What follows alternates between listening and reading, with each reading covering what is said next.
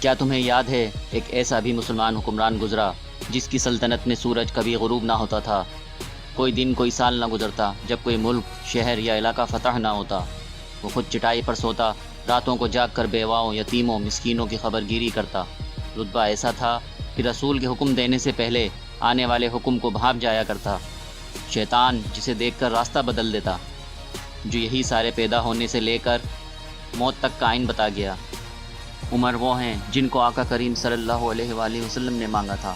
وہ عمر جنہوں نے 22 لاکھ مربع میل پر اسلام کا جھنڈا لہرایا تھا۔ وہ عمر جن کے لیے آقا کریم صلی اللہ علیہ وآلہ وسلم نے فرمایا اگر میرے بعد نبی ہوتے تو وہ عمر ہوتے۔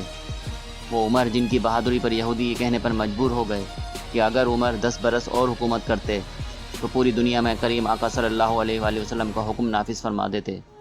وہ عمر جو آج ہمارے کریم آقا صلی اللہ علیہ وآلہ وسلم کے مبارک قدموں میں آرام فرما رہے ہیں، اور جس کے نام پر حکومت برطانیہ نے عمر کا قانون کے نام سے اپنے یہاں قانون رائج کیا، مگر شاید ہم نے انہیں بھلا دیا۔